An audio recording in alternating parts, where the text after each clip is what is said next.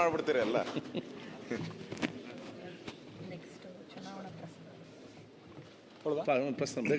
ಮಾನ್ಯ ಅಧ್ಯಕ್ಷರೇ, ಕಳೆದ 12-13 ದಿನಗಳಿಂದ ಧರ್ಮಸ್ಥಳವನ್ನು ಕೇಂದ್ರವಾಗಿ ಇಟ್ಟುಕೊಂಡು ಅಸಹಜ ಸಾವಿನ ಕುರಿತಂತೆ SIT ತನಿಖೆಯನ್ನು ಮಾಡ್ತಾ ಇರೋದನ್ನು ನಾನು ಸ್ವಾಗತಿಸ್ತೇನೆ. ಸರ್ಕಾರ ಇದರ ಕುರಿತಂತೆ ಸತ್ಯಾಸತ್ಯತೆಗಳು ಬರಬೇಕು ಅನ್ನೋದ್ರ ಬಗ್ಗೆ ನಮ್ದು ಯಾರ್ದು ಕೂಡ ಭಿನ್ನಾಭಿಪ್ರಾಯಗಳಿಲ್ಲ. ಆದರೆ ತನಿಖೆಯ ನೆಪದಲ್ಲಿ ಹಿಂದೂ ಧಾರ್ಮಿಕ ಕ್ಷೇತ್ರಗಳನ್ನು ಅವಹೇಳನ ಮಾಡುವಂಥ ಪ್ರಕ್ರಿಯೆಗಳು ನಿರಂತರವಾಗಿ ಕಳೆದ ಕೆಲವು ದಿನಗಳಿಂದ ನಡೀತಾನೆ ಬಂದಿದೆ. ಇವತ್ತು ಸಾಮಾಜಿಕ ಜಾಲತಾಣಗಳಲ್ಲಿ ಮತ್ತು ಕೆಲವರು ಕೊಡ್ತಾ ಇರುವಂಥ ಹೇಳಿಕೆಗಳನ್ನು ನೋಡಿದಾಗ ಇಡೀ ಧರ್ಮಸ್ಥಳವನ್ನು ಟಾರ್ಗೆಟ್ ಮಾಡಿರುವಂಥ ಪ್ರವೃತ್ತಿ ಬೆಳೆದಿರುವಂಥದ್ದು ನಮ್ಮೆಲ್ಲರ ನಂಬಿಕೆಗಳ ಮೇಲೆ, ನಮ್ಮೆಲ್ಲರ ಶ್ರದ್ಧೆಯ ಮೇಲೆ ದೊಡ್ಡ ಆಘಾತವನ್ನು ಇವತ್ತು ನಿರ್ಮಾಣ ಮಾಡಿದೆ. ಆರಂಭದಲ್ಲಿ ಅನಾಮಿಕ 5 ಗುಂಡಿ, 6 ಗುಂಡಿ, 10 ಗುಂಡಿ, 13 ಗುಂಡಿ ಅಂತ ಹೇಳಿ ಇವತ್ತು 15-16 ಗುಂಡಿಗಳನ್ನು ತೆಗೆದರೂ ಕೂಡ ಏನೂ ಸಿಕ್ಕಿಲ್ಲ ಅನ್ನುವಂಥದ್ದು ಮೇಲ್ನೋಟಕ್ಕೆ ಗೊತ್ತಾಗಿದೆ. ಹಾಗಾಗಿ ರಾಜ್ಯ ಸರ್ಕಾರಕ್ಕೆ ನಾನು ನಿಮ್ಮ ಮುಖಾಂತರ ಆಗ್ರಹವನ್ನು ಮಾಡುವಂಥದ್ದು, ರಾಜ್ಯದಲ್ಲಿರುವಂಥ ಊಹಾಪೋಹಗಳಿಗೆ ನೀವು ತೆರೆ ಎಳಿಬೇಕು. SITಯ ತನಿಖೆ ಯಾವ ಹಂತಕ್ಕೆ ತಲುಪಿದೆ, ತನಿಖೆ ಇನ್ಯಾವುದೋ ದಿಕ್ಕಿನ ಕಡೆಗೆ ಹೋಗೋದಕ್ಕಿಂತ ಮುಂಚೆ ಇನ್ಯಾರೋ ಬಂದು ಹೇಳ್ತಾರೆ ಎನ್ನುವ ಕಾರಣಕ್ಕೆ ಎಷ್ಟು ಗುಂಡಿಗಳನ್ನು ಕೂಡ ತೆಗಿಲಿಕ್ಕಾಗಲ್ಲ. ಹಾಗಾಗಿ ಧಾರ್ಮಿಕ ನಂಬಿಕೆಯ ಮೇಲೆ ಯಾರು ಅಪಪ್ರಚಾರಗಳನ್ನು ಮಾಡ್ತಾ ಇದ್ದಾರೆ ಅಂಥವ್ರ ಮೇಲೆ ಕ್ರಮವನ್ನು ಕೈಗೊಳ್ಳಬೇಕು. ಧರ್ಮಸ್ಥಳದ ಪಾವಿತ್ರ್ಯತೆಯನ್ನು ಕಾಪಾಡಲಿಕ್ಕೆ ಸರ್ಕಾರ ಎಚ್ಚರಿಕೆಯನ್ನು ಕ್ರಮವನ್ನು ಕೈಗೊಳ್ಳಬೇಕು ಅನ್ನುವಂಥ ಹಿನ್ನೆಲೆಯಿಂದ ಈ ತನಿಖೆ ಎಲ್ಲಿಯ ತನಕ ಬಂದಿದೆ ಅನ್ನುವಂಥದ್ದನ್ನು ಮಾನ್ಯ ಗೃಹ ಸಚಿವರು ತಕ್ಷಣ ಒಂದು ಹೇಳಿಕೆಯನ್ನು ಬಿಡುಗಡೆ ಮಾಡಬೇಕು ಅಂತೇಳಿ ನಾನು ಸರ್ಕಾರವನ್ನು ಆಗ್ರಹಿಸ್ತೇನೆ. ಇನ್ನೆಷ್ಟು ಗುಂಡಿ ತೆಗಿತೀರಿ ಅನ್ನುವಂಥದ್ದು ಕೂಡ ಸರ್ಕಾರ ಎಷ್ಟು ಗುಂಡಿ ತೆಗಿತೀರಿ, ಇಲ್ಲಿಯ ತನಕ ಮೂಳೆ ಸಿಕ್ಕಿದೆಯಾ ಅನ್ನುವಂಥದ್ದನ್ನು ನಾನು ಹೇಳಿದ್ದೆ, ನಾನು ಡೀಟೇಲ್ ಚರ್ಚೆ ಕೊಡ್ತೇನೆ ಅಂತ. ಈಗಲೇ ಅರ್ಜೆಂಟ್ 1 ನಿಮಿಷ ಅಂತ ಹೇಳ್ತೀರಿ. ಈಗ ಮಾನ್ಯ ಅಧ್ಯಕ್ಷರೇ, ಮಾನ್ಯ ಕೂತ್ಕೊಳ್ಳಿ ಅಲ್ಲಿ. ಸುನೀಲ್ ಕುಮಾರ್ ಅವರು ಬಹಳ ಪ್ರಾಮುಖ್ಯವಾದಂಥ ಮತ್ತು ಗಂಭೀರವಾದಂಥ ಪ್ರಶ್ನೆಯನ್ನು ಇವತ್ತು ಶೂನ್ಯ ವೇಳೆಯಲ್ಲಿ ಎತ್ತಿದ್ದಾರೆ. ನಾವು ಸರ್ಕಾರ ಏನು ಕಂಪ್ಲೇಂಟ್ಸ್ ಬಂತು, ಜೊತೆಗೆ ಆ ಭಾಗದ ಜನಸಮುದಾಯದ ಒತ್ತಾಯದ ಮೇಲೆ ಇದಕ್ಕೆ ತನಿಖೆ ಮಾಡಬೇಕು ಅಂಥೇಳಿ ತೀರ್ಮಾನ ಮಾಡಿ ಅದನ್ನು 19/7/25 ಒಂದು SITಯನ್ನೇ ಪ್ರಾರಂಭ ಮಾಡಿ ತನಿಖೆಯನ್ನು ಮಾಡೋದಕ್ಕೆ ಆದೇಶ ಮಾಡಿದ್ದೇವೆ. ಈ ತನಿಖೆ ನಡೀತಾ ಇದೆ. ತನಿಖೆ ಪೂರ್ಣ ಆಗಬೇಕು, ಅದಕ್ಕೂ ಒಂದು ಕಾಲಮಿತಿನೂ ಕೂಡ ಇರುತ್ತೆ.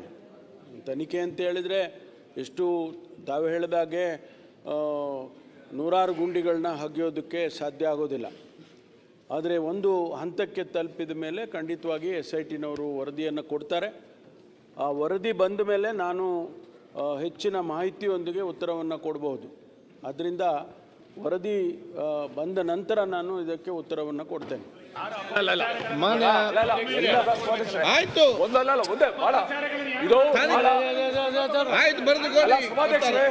ನಾನು ಗೊತ್ತಾಗಿದೆ ಎಷ್ಟು ಗುಂಡಿ ಅಂತ ತಗ್ಸೋದು. ಈಗ ಅನಾಮಿಕ ಎಲ್ಲೆಲ್ಲಿ ತೋರಿಸಿ ಎಲ್ಲ ಕಡೆ ಎಕ್ಕಾಗುತ್ತೆ ಹಂಗಾದ್ರೆ ಅವನು ಅನಾಮಿಕ ಗುಂಡೆ ಎಲ್ಲಿಂದ ಸಿಕ್ಕಿದೆ, ಗುಂಡೆ ಎಲ್ಲಿಂದ ತಂದ ಅವನು? ಈಗ ಅಲ್ಲ, ಗುಂಡೆ ಎಲ್ಲಿಂದ ತಂದ ಅನಾಮಿಕ?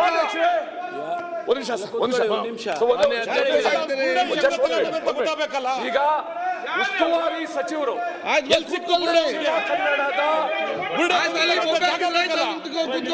ಯಾರಿಗೆ ಕೇಳ್ತಾರೆ ನಿಮ್ಮ ಬೊಬ್ಬೆಗಲ್ಲ ಇಲ್ಲಿ ಸುಮ್ಮನೆ ಅನಗತ್ಯವಾಗಿ ಇಷ್ಟು ದಿವಸ ಕಚೇರಿಯಲ್ಲಿ ಇದ್ರು, ಯಾಕೆ ಹೋಗಿ ಮಾತಾಡಲಿಲ್ಲ? ಕಚೇರಿಯಲ್ಲಿ ಅಲ್ಲಿ ಹೋಗಿ ಮಾತಾಡ್ಬೇಕಂತ ಆಫೀಸಲ್ಲಿ ಅಲ್ಲಿ ಮಾತಾಡಿದೆ. ಅವರು 0 ಪ್ರಶ್ನೆ ಎತ್ತಿದಾಗ ನೀವೆಲ್ಲ ನಿಂತಿರ ಅಂತ ಹೇಳಿದ್ರೆ ಸ್ವಲ್ಪ ಇರ್ರಿ. ಇಷ್ಟು ದಿವಸ ಹೋಗಿ ಮಾತಾಡ್ಲಿಲ್ಲ ನೀವು ಯಾರು ಕೂಡ? ಸಭಾಧ್ಯಕ್ಷರೇ 1 ನಿಮಿಷ. ದಕ್ಷಿಣ ಕನ್ನಡ ಉಸ್ತುವಾರಿ ಸಚಿವರು ಮತ್ತು ಆರೋಗ್ಯ ಸಚಿವರಾದ ಶ್ರೀ ದಿನೇಶ್ ಗುಂಡೂರಾವ್ ಅವರು ಒಂದು ಹೇಳಿಕೆ ಮಾಡಿದ್ರು. ದಕ್ಷಿಣ ಕನ್ನಡ ಪೊಲೀಸ್ ಅವರೇ ಇದನ್ನು ಭಾಳ ಚೆನ್ನಾಗಿ ಪ್ರೊಸೀಡ್ ಮಾಡ್ತಾ ಇದ್ರು, ವಿಚಾರಣೆ ಮಾಡೋಕ್ಕೆಲ್ಲ ಅರ್ಹತೆ ಇದೆ, ಅವ್ರಿಗೆ ಕ್ಷಮತೆ ಇದೆ. ಆದರೆ ಎಡಪಂಥೀಯ ಕೆಲವು ವ್ಯಕ್ತಿಗಳು ಅಥವಾ ಸಂಸ್ಥೆಗಳು ಅವರ ಆಗ್ರಹದ ಮೇಲೆ SIT ಮಾಡಿ zero ಅಂತ ಅವರು ನಾಳೆ ಅದನ್ನ ಚರ್ಚೆಗೆ ತಗೊಳ್ಬೇಕಾದ್ರೆ ಕಂಪ್ಲೀಟ್ ಸರ್ ನಾಳೆ ಚರ್ಚೆ ಈಗ ಆಯ್ತು ನಾಳೆಗೆ ಇವತ್ತು ಬೇಡ ಮಚ್ಚಿ ನೀವು ಇವರ ಸೀನಿಯರ್ ಮೆಂಬರ್ ನಾಳೆ ಚರ್ಚೆ ಇವರ ಸೀನಿಯರ್ ಇದು ಅಗತ್ಯದ ವಿಚಾರ ನಾಳೆ ಚರ್ಚೆ ತಗೊಳ್ಳಿ ಸರ್, ಇದು ಅಗತ್ಯದ ವಿಚಾರ ತೆಗೆದುಕೊಂಡೇ ಪ್ರತಿಪಕ್ಷ ನಾಯಕರ ಮತ್ತು ಸುರುಕು ಕೇಳಿದಾಗ ಇದಕ್ಕೆ ನಾವೀಗ ಚರ್ಚೆಗೆ ಅವಕಾಶ ಮಾಡಿರೋದು ಕೊಟ್ಟಿರೋದು. ಇದಕ್ಕೆ ಬೇಕಾದ ನಾಳೆಗೆ ಸ್ಟೇಟ್ಮೆಂಟ್ ಕೊಟ್ಟಿದ್ದಾರೆ, ನಾಳೆ ಉತ್ತರ ಕೊಡುವಾಗ ಮತ್ತೆ ಬೇಕಾದ್ರೆ ನಾವು ಚರ್ಚೆಗೆ ತಗೊಳ್ಳಿ. ಈಗ ಜೀರೋ ಅವರಲ್ಲ, ನಾಳೆ ಅವಕಾಶ ಕೊಡ್ತಾರೆ.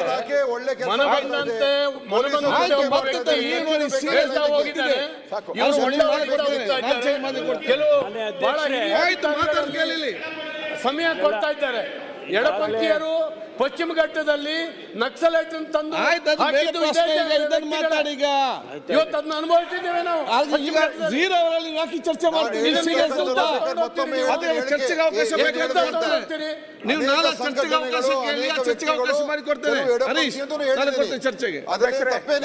ಅದನ್ನ ಅನೇಕ ಜನ ಒತ್ತಾಯ ಮಾಡಿದ್ದಾರೆ. ಮಂತ್ರಿ ಅವರೇ, ದಿನೇಶ್ ಮಂತ್ರಿ ಅವರೇ, ದಿನೇಶ್ ಮಂತ್ರಿ ಅವರೇ, ನಾವು ನಿಷ್ಪಕ್ಷಪಾತವಾಗಿದ್ದೇವೆ. ನಾವು ಯಾರ ಪರನೂ ಇಲ್ಲ, ಎಡನೂ ಇಲ್ಲ, ಬಲನೂ ಇಲ್ಲ. ನಾವು ಎಲ್ಲರೂ ಬೇಕು ನಮ್ಗೆ. ನಾವು ಯಾರ ದಿನೇಶ್ ಗುಂಡೂರಾವ್ ಮುಚ್ಚಾಕುವಂತ ಪ್ರಶ್ನೆ ಇಲ್ಲ. ಸತ್ಯಾಂಶ ಹೊರಗೆ ಬರ್ಬೇಕು ಅಷ್ಟೇ ಸತ್ಯಾಂಶ ಹೊರಗೆ ಬರ್ಬೇಕು. ನಾವು ಅವ್ರ ಪರ ಇವ್ರ ಪರ ಅಲ್ಲ, ನ್ಯಾಯದ ಪರ, ಸತ್ಯದ ಪರ ಅಷ್ಟೇ ನಾವು. ಸನ್ಮಾನ್ಯ ಅಧ್ಯಕ್ಷರೇ, ಗೃಹ ಸಚಿವರು ನಾಳೆ ಸ್ಟೇಟ್ಮೆಂಟ್ ಮಾಡಲಿ.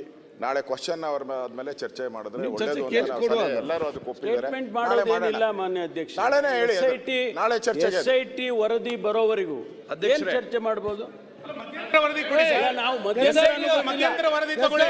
ಒಂದು ವಾರ ಏನ್ ಮಾಡಿದ್ರಿ? 12 ದಿನ ಎಷ್ಟು ಗುಂಡಿ ಆಗಿದ್ರಿ ಸರ್? ಎಷ್ಟು ಗುಂಡಿ ಆಗಿದ್ರಿ? ಚರ್ಚೆ ಕೇಳಿ ಕೊಡುವ. ಒಂದು ವಾರದ ತನಿಖೆ ಏನಾಗಿದೆ ಅನ್ನೋದನ್ನ ಹೇಳಿ, ಸ್ಟೇಟ್ಮೆಂಟ್ ಮಾಡಿ. ಒಂದು ವಾರದ ಏನಾಗಿದೆ ಅಂತ ಇವತ್ತು ಇನ್ನೊಬ್ಬ ಬಂದು ಹೇಳಿಕೆ ಕೊಡ್ತಾನೆ, ನಾಳೆ ನಂದೊಂದು ಗುಂಡಿ ಇದೆ ಅಂತ. ತಂದ್ರಿ ಬೇರೆ ಚರ್ಚೆ ಮಾಡ್ಲಿಕ್ಕೆ ಕೊಡ್ಬೇಕಲ್ಲ ಮಧ್ಯಂತರ ವರದಿ. ಟೆನ್ಷನ್ ಅಲ್ಲಿ ಬೇರೆ ಚರ್ಚೆ ಮಾಡ್ಬೇಕಿತ್ತಲ್ಲ. ಚರ್ಚೆ ಕೇಳಿ, ನೀವು ಚರ್ಚೆಗೆ ಹರೀಶ್ ಮೇಲೆ ಚರ್ಚೆ ಕೇಳಿ. ಅಧ್ಯಕ್ಷರೇ ನೀವು ನನಗೆ ಮಾತಾಡಿ. 8 hours SIT ಅವ್ರ ಜೊತೆ ಇರ್ತಾನೆ. ಇನ್ ಮಿಕ್ಕಿದ ಟೈಮ್ ಎಲ್ಲಿರ್ತಾನೆ ಅಂತ ಗೊತ್ತಿಲ್ಲ. ಅವ್ನು ಪ್ರತಿ ದಿವಸ ಹೊಸ ತಗೊಂಡ್ಬರ್ತಾನೆ.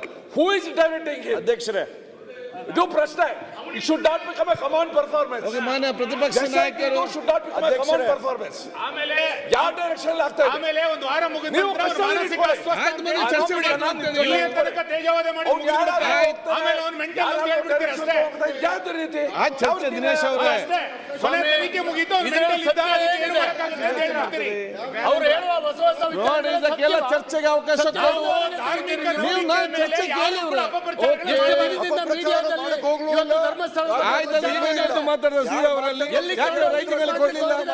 ಯಾಕೆ ಚರ್ಚೆ ಕೇಳಿ ಅಂತ ನೀವು ಕೇಳಿಕೊಂಡು ರೈಟಿಂಗ್ ಕೊಡ್ಲಿಲ್ಲ? ಅವರು ಜೀರೋ ಅವರಲ್ಲಿ ಪ್ರಸ್ತಾವನೆ ಮಾಡಿದಾಗ ನೀವು ಚರ್ಚೆಗೆ ನಿಂತರಾಗ್ತದೆ. ನೀವು ರೈಟಿಂಗ್ ಅಲ್ಲಿ ಕೊಡಿ, ನೀವು ಸೀರಿಯಸ್ ಸದಸ್ಯರಿದ್ದೀರಿ, ಬರೆದು ಕೊಡಿ. ಆಸಕ್ತಿ ಇದ್ರೆ ಒಂದು ಅಲ್ಲಿ ಹೋಗಿ ಮಾತಾಡುದಿಲ್ಲ, ಬರೆದು ಕೊಡುದಿಲ್ಲ. ಇಲ್ಲಿ ಜೀರೋ ಪ್ರಶ್ನೆ ಮಾಡಿ ನೀವೆಲ್ಲರೂ ಕೂಡ ಮಾತಾಡಿದ್ರೆ ಈ ಜೀರೋ ಚರ್ಚೆ ಏನಂತ ಇದು? ಪ್ರತಿಪಕ್ಷ ನಾಯಕರು ತಾವು ಶಿಕ್ಷಣ ಕನ್ವರ್ಟ್ ಮಾಡಿದ್ದೇವೆ. ಚರ್ಚೆ ಮಾಡಿ ಅವಕಾಶ ಕೊಡಿ. ಕೋರ್ಟ್ ಬಾಧಿತ ಆಗದ ರೀತಿ ಚರ್ಚೆ ಮಾಡಿ ಅವಕಾಶ ಕೊಟ್ಟಿದ್ದೇನೆ. ಅದಕ್ಕಿಂತ ಮುಂಚೆ ಒಂದು ಚುನಾವಣಾ ಪ್ರಸ್ತಾವ ಇದೆ, ಒಂದು 1 ನಿಮಿಷ ಮಾಡಿ ಮುಗಿಸ್ತೇನೆ. ಮಾನ್ಯ ಸಭಾಧ್ಯಕ್ಷರು ಸಚಿವರು ನಾಳೆ ಇದ್ರ ಬಗ್ಗೆ ಆಯ್ತು, ಅದು ಇಟ್ಬಿಟ್ಟಲ್ಲ. ಮಾನ್ಯ ಸಭಾಧ್ಯಕ್ಷರು, ಅದಕ್ಕಿಂತ ಮೊದಲು ನಾವು ಒಂದು ಉತ್ತರ ಹೇಳಿದ್ವಿ ವಿರೋಧ ಪಕ್ಷದ ನಾಯಕರಿಗೆ. ಮಾನ್ಯ ರಾಜಣ್ಣವರ ಈ ನಮ್ಮ ಸಚಿವ ಸಂಪುಟದಿಂದ ನಿರ್ಗಮನದ